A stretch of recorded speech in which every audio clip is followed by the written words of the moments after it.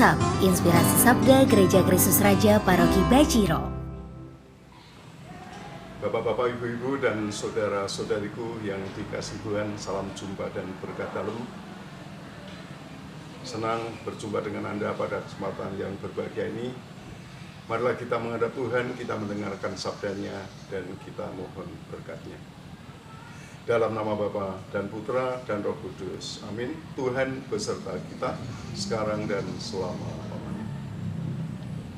Kita dengarkan terlebih dahulu sabda Tuhan dari Injil Santo Matius bab 25.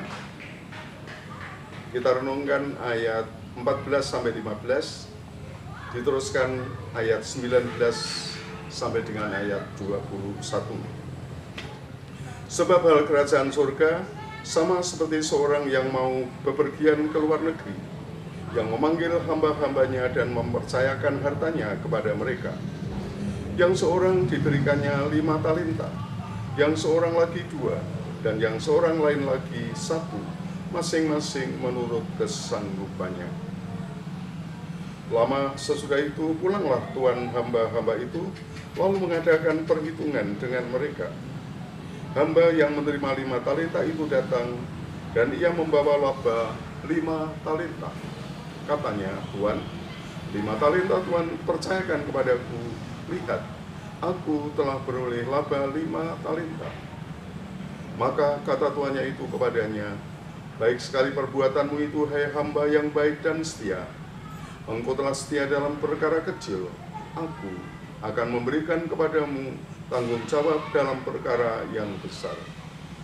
Masuklah dan turutlah dalam kebahagiaan Tuhanmu. Demikianlah Injil Tuhan. Terpujilah Kristus. Bapak, Ibu, dan saudara-saudara yang terkasih di dalam Tuhan, pembacaan tadi maaf sebenarnya tidak sempurna ya, karena ada ayat yang tidak kita bacakan. Tapi kita tahu yang menerima talenta 2 akhirnya juga bekerja keras dan menghasilkan 2 talenta. Sebaliknya yang menerima 1 talenta ternyata penuh ketakutan dan kekhawatiran, apalagi mempunyai gambaran bahwa tuannya itu keras dan lain sebagainya. Dan dia menyimpan talenta yang 1 itu. Dan ketika dia dipanggil oleh tuannya, dia mengatakan,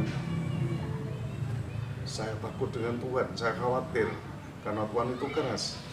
Maka talenta yang Tuhan titipkan saya simpan, dan dia hanya dapat mengembalikan 1 talenta tanpa keuntungan tambahan.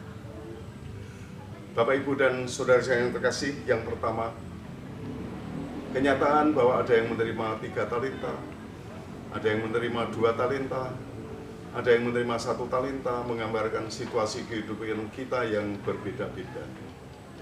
Ada yang pinter, ada yang kurang pinter, ada yang sangat lambat dalam berpikir, ada yang kaya, ada yang setengah kaya, ada yang pas-pasan, ada yang berkekurangan.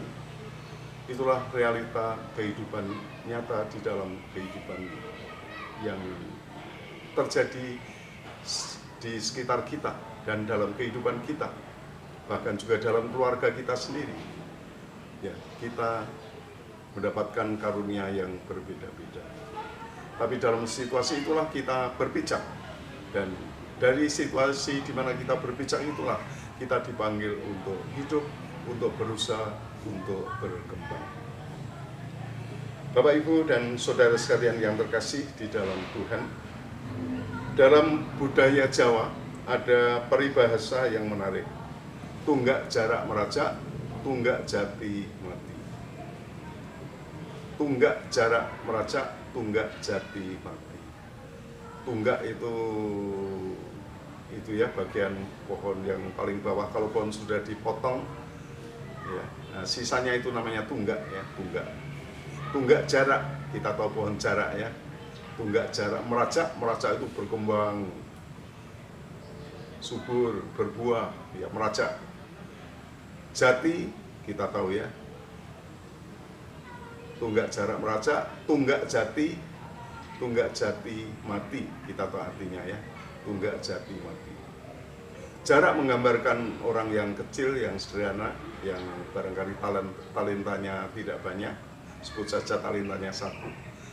Tunggak jati, jati itu gambaran keluarga atau orang yang berkecukupan, yang banyak karunia, tetapi dia tidak berkembang, dan yang terakhir adalah mati. Yang menggambarkan bagaimana orang kecil justru berkembang semakin hebat, semakin sejahtera, semakin maju. Sebaliknya di sini orang atau keluarga dengan karunia yang istimewa, bermartabat, barangkali juga secara ekonomi kuat, itu justru mengalami kemerosotan, bahkan yang terakhir itu mengalami kebangkrutan, ya, kebangkrutan. Nah, mengingatkan kepada kita Bapak Ibu dan Saudara sekalian yang terkasih, bahwa hidup itu harus kita kembangkan. Talenta itu adalah hidup kita seutuhnya, dan itu yang harus kita kembangkan. Titik tolak kita adalah realita yang ada, realitas kehidupan kita yang ada. Bapak, Ibu, dan Saudara sekalian yang terkasih, semua orang dipanggil untuk berusaha meningkatkan kualitas hidup. Kita semua dipanggil untuk meningkatkan kualitas hidup. Kita tidak boleh mandek, ya. Kita tidak boleh mandek. Seperti orang yang menerima satu talenta itu mandek, ya, mandek. Kita tidak boleh takut berusaha. Kita tidak boleh diam dan pasif. Kita dipanggil untuk berjuang mengatasi kekurangan. Keadaan kita sekarang ini bukan kodrat yang tidak bisa diubah, ya. Seringkali kan orang bilang itu, kodratnya memang begitu. Tidak, ya. Bagi kita yang percaya pada rahmat Tuhan, kodrat itu bisa disempurnakan. Keadaan kita sekarang ini bukan kodrat yang tidak bisa diubah. Ada kodrat, ada rahmat. Itulah kepercayaan kita. Dan rahmat Tuhan itu akan menyempurnakan kodrat kita. Dalam rahmat dan kasih dari Tuhan, kita harus bertumbuh. Kita dipanggil untuk bertumbuh. Kita harus berkembang. Kita dipanggil kepada keutuhan hidup. Kita dipanggil kepada kesempurnaan hidup. Bapak, Ibu, dan Saudara yang terkasih, semoga iman kita kepada Tuhan Yesus, kita juga senantiasa menerima rahmat yang menyuburkan kehidupan kita, mengembangkan kehidupan kita menuju kesejahteraan dan keselamatan. Amin. Kemuliaan kepada Bapa dan Putra dan Roh Kudus, seperti pada permulaan, sekarang, selalu, dan sepanjang segala abad. Amin. Pertolongan kita datang dari nama Tuhan yang menjadikan langit dan bumi. Tuhan beserta kita sekarang dan selama-lamanya. Ya Tuhan, kami mohon berkat-Mu untuk saudara-saudari kami ini, juga untuk kesejahteraan seluruh keluarga mereka, dalam nama Bapa dan Putra dan Roh Kudus. Terima kasih Bapak Ibu sekalian, selamat berkarya, Tuhan memberkati.